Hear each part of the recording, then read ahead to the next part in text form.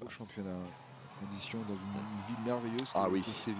Ah oui, oui, oui, oui. Le 4 x 100 mètres homme avec l'entrée en liste de Usain Bolt qui va courir dès les séries, Stéphane. Voilà, le voilà. Ça fait plaisir. Et regardez, là on a sorti du lourd. Hein. Ah oui, ah bah oui, oui, Là, le relais jamaïcain, ils sont pas venus là Mm. pour faire du tourisme. Le drapeau qui s'échappe vers la droite, donc ça veut dire que le vent il sera favorable dans la ligne droite d'arrivée et que les deuxièmes relayeurs dans cette discipline vont avoir le vent de face. Le Nigeria n'est pas partant. Non, forfait du Nigeria. En revanche, la Jamaïque est là avec la star de l'athlétisme mondial, Usain Bolt, qui revient après une saison quasiment blanche. On l'a dit en 2014, hein, il a fait 4 apparitions seulement. Il a couru à Rio, une exhibe. Ensuite, il a couru aux Jeux du Commonwealth, le 4 x 100. On l'a vu également à Varsovie sur un 100 mètres indoor, dans un stade couvert, où il a fait moins de 10 secondes. Et il a le record du monde en salle. C'est vrai. On rappelle que le Nigeria est forfait au couloir numéro 5. C'est parti. Allez. Avec un très bon départ de la Jamaïque, en couloir 8. Pas de souci pour les Jamaïcains. Bonne transmission, c'est bien assuré.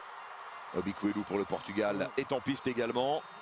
C'est propre les Jamaïcains. Hein. Oh, c'est plus grand Et Obikwelu. les Allemands sont pas mal, j'ai l'impression. Les Allemands sont pas mal, attention.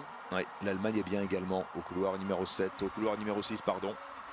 En revanche, le Portugal n'est pas du tout dans l'allure. Allez, Usain Bolt, voilà, qui a pris le témoin, qui a changé de main. Ouais. Usain Bolt dans la dernière ligne droite. Et qui va offrir la victoire à la Jamaïque, pas de souci. Ouais, en 38,08, c'est un chrono moyen pour la Jamaïque. Ah, quand même, hein. Vous allez voir qu'avec ce chrono-là, peut-être qu'en finale, on sera sur le podium. En tout cas, Usain Bolt qui a fait un échauffement parce que je suis un petit peu resté sur ma faim, je vous le cache pas. Il a contrôlé toute la course avec cet écran en face là pour contrôler ses adversaires.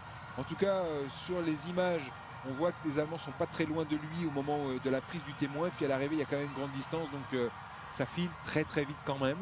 Mais il a été dans le contrôle. Il n'a pas lâché les chevaux, peut-être sur 400 ou en hauteur ou au basket ou au volet. Mais un garçon de cette taille, on n'en voyait pas en athlétisme. Et le fait de sa taille, eh bien, c'est que le secret, c'est qu'il a une fréquence très élevée pour un garçon de son gabarit. Et comme il a une foulée avec ses grands segments plus grandes, eh bien, avec la même fréquence, le nombre d'appuis par seconde que ses adversaires, comme il a une foulée plus grande, eh bien, à chaque fois, il se détache de 20 cm par foulée et il fait la différence assez facilement.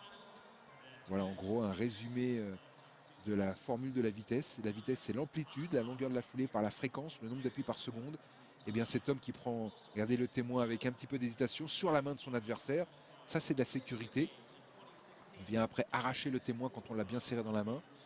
Et bien c'est un petit peu le secret de la suprématie de ce grand garçon qu'on voit depuis l'âge de 15 ans. Hein. Il était champion du monde junior, il avait 15 ans. Donc 2 ans de moins... 17 ans, pardon, 2 ans de moins que ses adversaires. Il a couru le 200 mètres en moins de 20 secondes à 17 ans.